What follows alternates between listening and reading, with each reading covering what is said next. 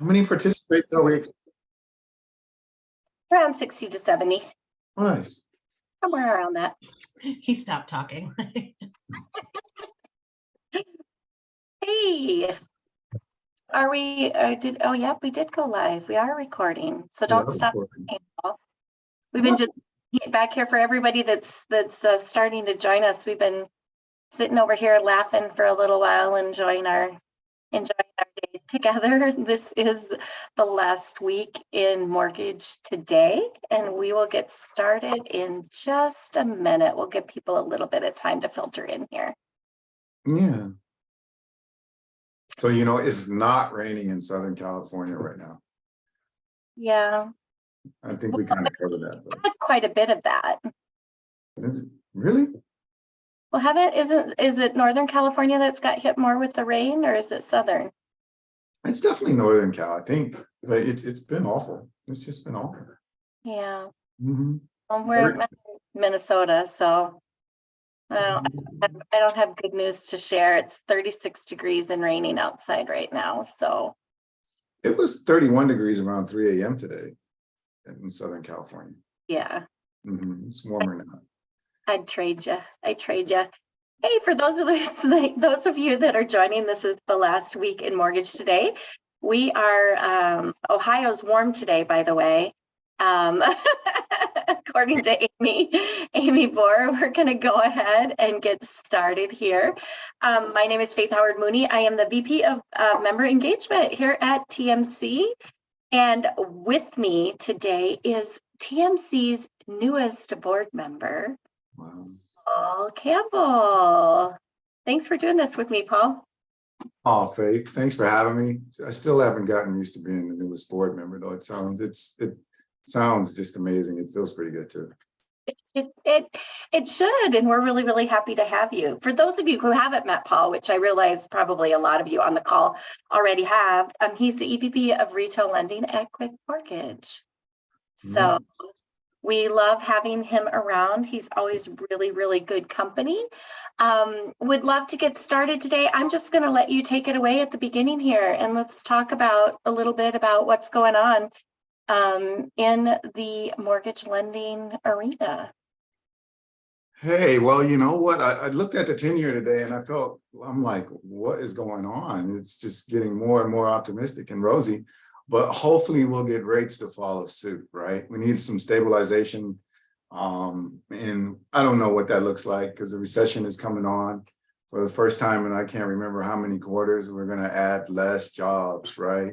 Instead of more than expected jobs, we're just going to kind of put the brakes on. So that seems to be a clear indicator that we are headed for a recession.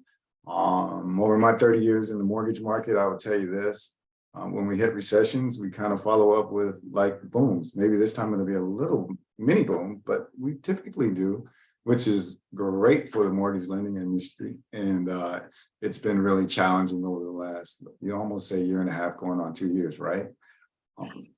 But with that, you kind of look and say, hey, if I want a strategic plan, what does it look like? And if I'm doing it today without counting on a boom, what does it look like?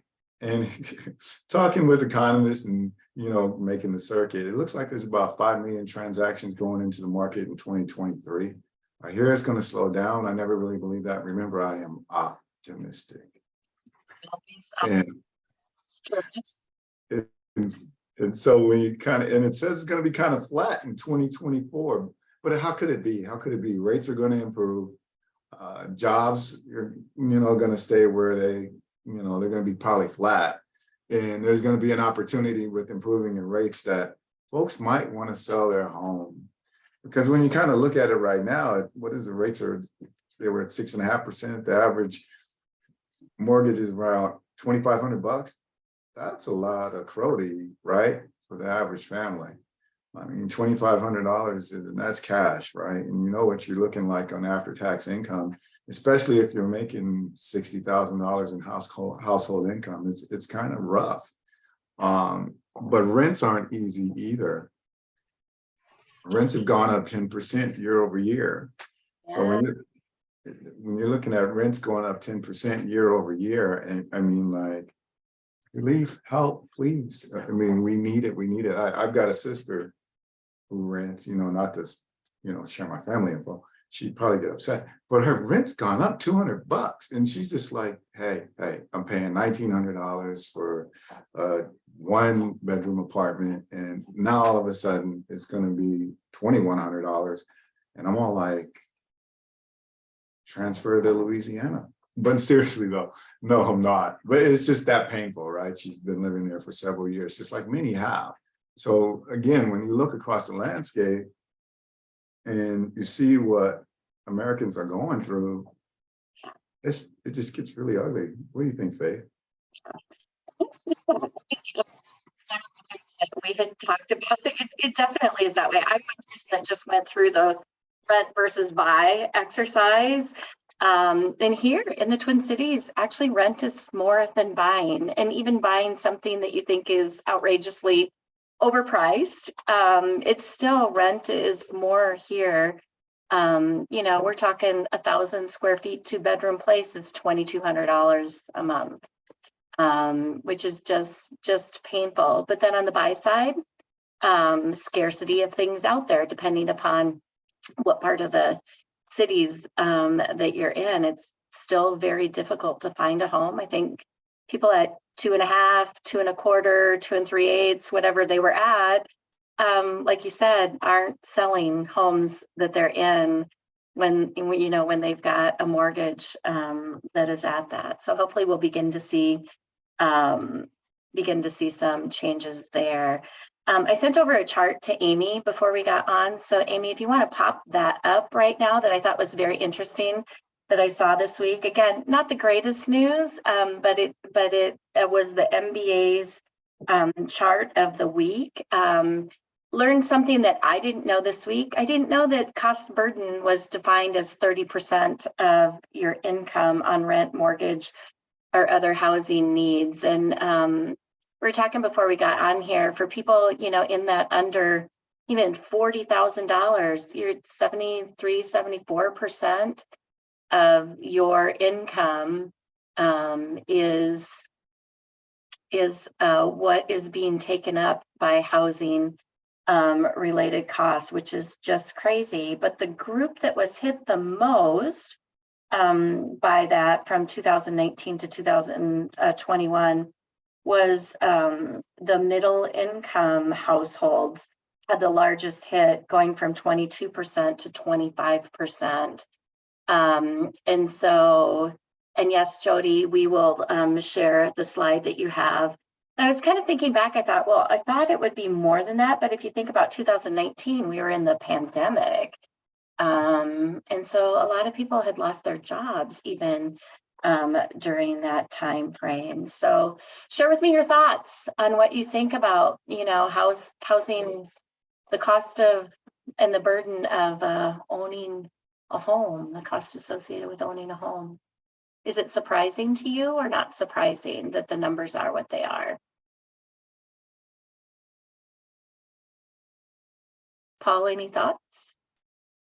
I mean, it's kind of daunting when you look at it. You sit there and you sit back and you see folks at $20,000 to $40,000 a year in income, and you look and say, oh wow, their burden 2021 is at 61%, and you're just like, that's rough, right? That's really, really rough. They just have no discretionary income at all. And then you look at the folks 80,000 and over, and there's going to be a lot of those jobs in the marketplace that are kind of going away.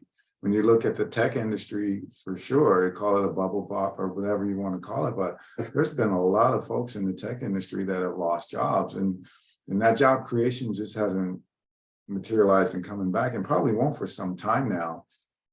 You look at kids that are in college that are coming out, the graduates of 2023, and you kind of go, oh boy, this is what you can expect for housing. So there's going to be like 10 of them, living in a 2-bedroom apartment. But then you see the millennials, and I get my generations mixed up, I think Z's, but they're coming out and saying, well, we're tired of communal living, okay, and we want to start having a family, and we're going to, have children. And you look and you go, uh-oh, well, Yeah. are you, it creates, it's going to create a little bit of panic and a little bit of, like, can we really afford to get out there and just be a conventional family and have a child and really live with that type of burden in this kind of a climate for employment and housing. Yeah, it is kind of crazy. If you look at the chart, over half of households were moderately burdened, and just under half were severely burdened in 2021. So that is a little crazy, but you've just kind of led me into the next thing. So I feel like we are increasing our acronyms and phrases that we use this year in the mortgage space. So last week it was solutioneers was the word that I heard. This week it was apartment phobia. So have you heard of apartment phobia prior to today? No. So apartment phobia, apparently apartment phobia is part of what is causing the housing crisis, according to what I read. And that is because of what you just mentioned. It's like millennials are aging out of roommate tolerating years. So no longer want a roommate. And apparently it's something that they're tracking, and it's kind of this in mass situation that they're getting to the point where they don't longer want a roommate. And then remote workers, while some people have went back to work, a lot of people have converted to more of a permanent remote work, or at least part-time during the week remote work situation. And it's causing people to look for more personal floor space that belongs to just them. So either increasing in size where you live, or going to a home where you have space. So that is the term that I found this week that I thought was interesting. 1.5 million to 6 million fewer homes in the US. There are 1.5 million of the 6 million fewer homes in the US that are households that are ready to be occupied. So we're short on houses for people to go to, but yet people are getting apartment phobia and wanting to move. That's wow. You know what's crazy is home builders have been off pace in building homes for well over 10 years in America to meet the supply or meet the demand that's out there, and that's continued to increase. So apartment phobia is it's going to be painful, but it's going to be around. And then when you look at the market today, there's a lot of employers are kind of like, well, we can do hybrid work, which means you got to come to the office for 3 days and you can, you can stay at home for 2, pick Monday, pick Friday, pick Monday, Tuesday, Thursday, Friday. But still, that's kind of maybe reverse what we saw when remote was just a big deal, right? And so people were kind of moving further and further away from the large cities. I was talking to someone, where was I? I think it was last time we were in San Diego with TMC. I was having dinner with a young fellow, and he just had his first child. And he's like, oh, I'm buying a house. And I'm like, you are? And, he's in St. Louis right now. He's like, way out. I'm like, okay, because we're going to have another child. We want to have room. And, he's a youngster. He's under 40.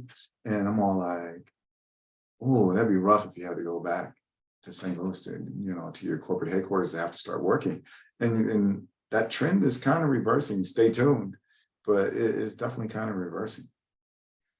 I saw that specifically related to New York and the DC areas that they're tracking that over it's reversing, that people are coming back into the urban areas. And I wonder if that does have something to do with employers requiring them, or maybe they tried suburbia and it didn't work. they didn't like what the feel was like. I don't know. I mean, it's kind of hard to say what's causing that, but 11 of the 15 largest metro areas gained residents or lost fewer people compared to the previous year. Still hearing though, that's DC and New York. Still hearing a lot of people in the West, California, where you're at, still leaving in Montana, Idaho, other places like that, still being very popular places to move to. There's still Idaho, I'm hearing, is just beautiful until your driveway freezes over and you don't know how to get out of your house. Is what someone told me about. The Californians that move out there just don't know how to handle the winter. Montana's nice too.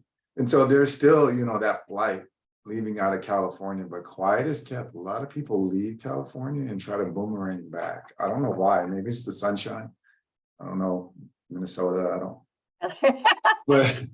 But still though. That at the time of year, people are not moving to Minnesota or coming back.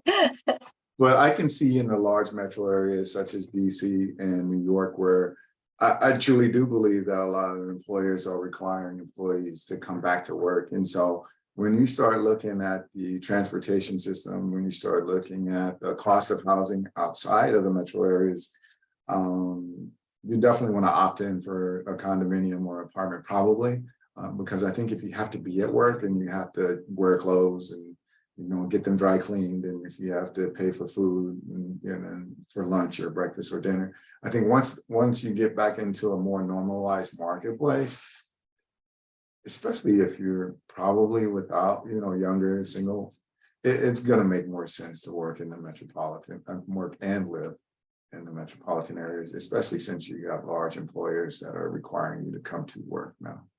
Well, and just your time. I mean, time to commute is, for me to go the 22 miles that go into even Minneapolis, it's a minimum of an hour long commute from here to go in. I would think that you would want to definitely be closer in. We had something in the chat, Santa Fe. Yep, Amy, that's a valid thing. Places, Santa Fe, people, native residents that are being priced out by investors and coming in and purchasing. Yeah, a lot of those markets in the West have seen some of those things come in. And that is just like a really great segue to talk a little bit more about housing.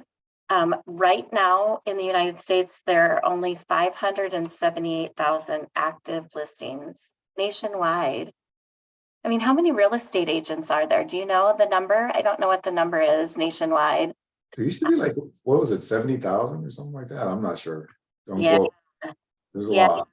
So 578,000 active listings with 142 million housing units.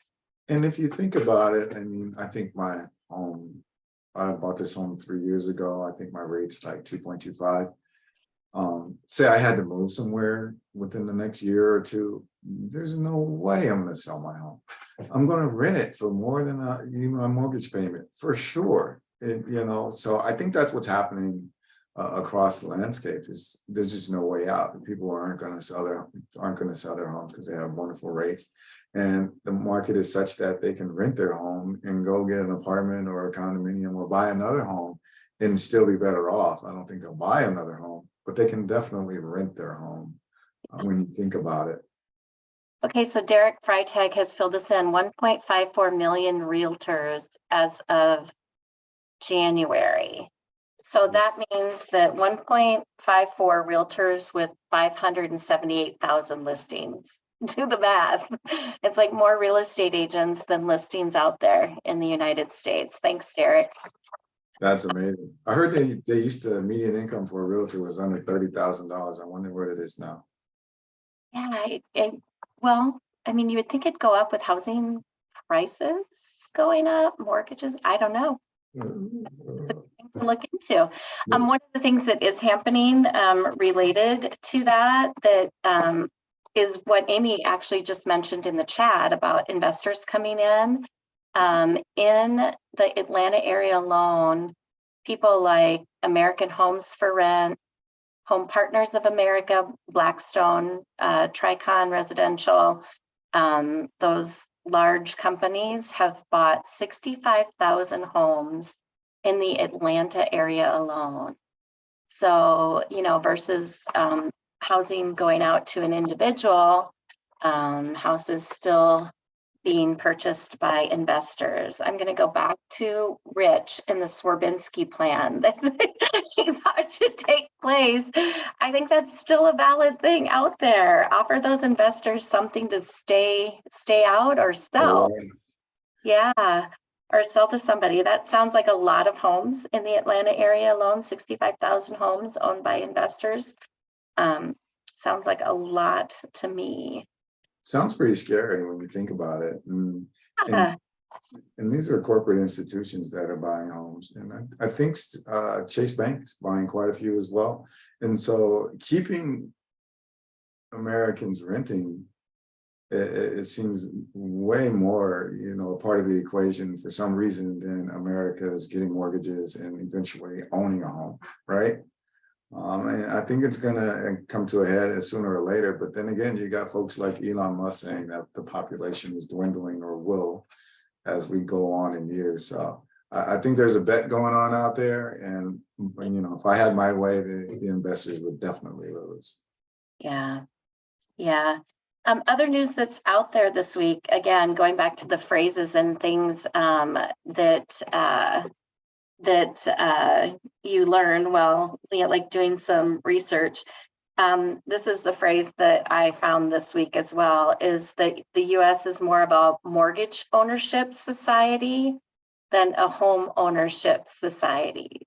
So that was kind of an interesting way to phrase it. I think that it would be interesting to know if in past years it was that way as well. That's the one thing that we don't know, right? But the US has the third lowest percentage of households that own their homes outright. It was 28 countries is what they looked at. So I'd be interested if you would move outside, if you would want to own a home outright outside the United States. I would love to hear from the people in chat. What country would you want to go to own a home? So the United States was 26th out of 28, with only 23% of people in the United States owning their home outright. In some ways, I'm surprised by that, but in other ways, even with how inexpensive mortgage money has been, I'm kind of not surprised by that. What do you think about that? Is that 23% owning outright? Is that a surprising number to you, or is that where you would kind of expected it to be, Paul? Yeah, Americans used to conduct a mortgage transaction. What was it? Every 3 years? They'd move every 9 years. So yeah, not owning a home outright, I don't think is that much of a challenge. I don't think it has been on our radar. I mean, when you think about it, I'm a boomer. I'll try not to tell them my age, but my parents are boomers too, right? So they were the first one in as boomers, and they've literally owned their home for 40 years, right? Half of their lives, they have owned their home. And all I could remember was how they would complain about, you'd hear my mom be like, rent used to be $5, 5 cents a loaf. She'd say all these weird things. And I'm like, you grew up in the best time, Mom. Housing was low. Jobs started to expand. Wages increased. You had that kind of a World War II mentality. So, penny saved, penny earned. And you pay off your home. And a lot of people did that. You go back into that generation, home ownership was a big deal. Yeah. And then you get around to, the boomers like me and my kids, and it's just like, I want this, the next shiny, flashy toy. And so, I'll leverage my home to get my car. I'll leverage my home to redecorate. I'll do all these things. So I think we're just caught in that kind of a cycle right now. And that's why it's 23%, because home ownership or having a mortgage is just easier than just like being strong and paying off your home. Yeah, I think that, from like my parents' era, I would say the goal was always to pay off the mortgage. And I don't know if that's in people's sights these days as they see. I mean, some people I feel like that's not attainable. So I do feel like that's out there for some people, that they know they're probably going to have a mortgage forever. Other people, I think it's just not as much on their radar that that's a goal, is to have it completely paid off anymore. We've got some great comments in here. Greece, the Dominican Republic, Italy, somewhere warm, and the commentary that 30 years is a very long time. That is so true. None of those places are in the 28. I hate to say, in the 28 places that were part of this study that I have in front of me. Mine that I chose was Portugal. Portugal, 43% of people It ranked 14th in the countries that were listed. Was 43% own their home outright. But again, I don't think that that's maybe the goals. I don't know as I think it's my kids' goals either, is to necessarily own their home outright. And they definitely move a little bit more than other people I think in the past have as well. Yeah, I think lifestyle is really important when you look at, folks in America today. And it's probably going to stay that way for the foreseeable future because housing just costs a lot, right? You look at Los Angeles County, I think the median home price is 900,000 or something like that, 850,000. Somebody correct me if I'm wrong, but I know it's pretty high. You look at San Francisco, it just dipped below $1 million, and then we're talking about bread boxes, right? So who's kind of looking at that? And then when you see 30-year amortization, I haven't done a loan in a long time. Oops, I didn't say that, but what is it, $4 or $5 million you have to pay it off? So yeah, I'm not going to do that. I think is in the cards, but I want to live there. I want to do well. And I don't want to pay more than I have to. Okay, I don't want to keep renting. I want more space, but pay it off, I don't think is going to happen. Yeah. Well, and people, because they move more often, don't look at that off in the same way.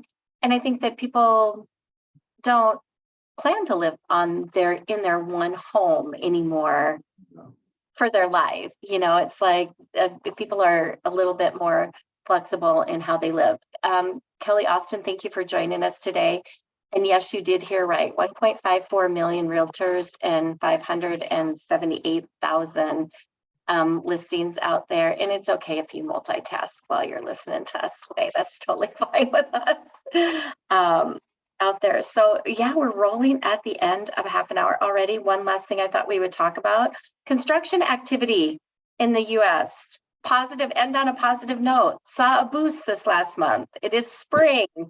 But in February, permits for residential housing units were adjusted at an annual rate of 1.524 million units, up 13.8% from the previous month. In some places that may be affected by weather, in other places maybe not. Any input today, Paul, on what you think?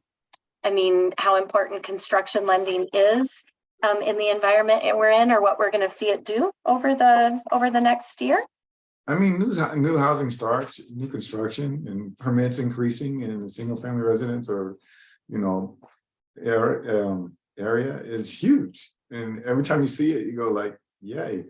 I don't think it's going to keep pace with the demand, but if we continue to make more, build more homes, that's a wonderful thing. I see here in Southern California, a lot of homes are going up. There's a lot of construction going on, and I'm just like all for it. And the construction, new homes cost less than existing homes for sale, typically in the markets that I'm seeing. So that's very positive. We just need to see more. Need to see more. Construction costs are high. Lumber's still high. Copper's still high. But continued increases in new construction are exactly what we need, but it needs to be probably triple for it to kind of head off demand. But just to see it going is a beautiful thing. What do you think? In your area, what do you think the biggest barrier to new construction is at this point? Is it building supplies? Is it labor? Is it municipality issues? What in your area holds things up the most, do you think? It's definitely municipalities in space, and supply is definitely a challenge too with raw materials. But it's if you know San Diego, I live up by that Wild Animal Park, and above me is a place called Valley Center, kind of leads out back towards Temecula. They just put like 3,000 homes behind me. It's amazing. Yeah, but they all start at like 650. Yeah. That's a challenge. So there's new housing coming up, but I think probably it'd be equivalent in any market. I think the price point is still prohibitive for the folks that want to really buy a home, right? Cost prohibitive. It's just still a little bit too high. and it needs to get to a point to where it can get a little bit less. I mean, if you traverse across the 15 highway and you go towards Los Angeles, there's a lot of building out there in Covina as well. And those housing prices, you'll see they'll kind of drop down to like 450, 500. That's still a lot of money for a home at 7% interest rates and 6.5% interest rates. Let's just be honest. And so I think we need that new perfect storm to come along when interest rates get to a point to where folks don't just have to be back where we were on that slide, and the cost burden is just too high and too much to bear. And then I think when you get that cost burden down, you'll see the opportunities for folks to really step out and they'll want to buy the new homes, and there'll be some step up opportunities. Sure, a lot of folks got 2.25% interest rates, but there's something going on with those folks. Their credit card debt's going up. There's a lot of things going on with those folks. They're aging out, and maybe they will stay in their home, or maybe they will rent their home, but maybe they'll sell it, get some money, and move to Idaho. That seems like a fantastic place to end.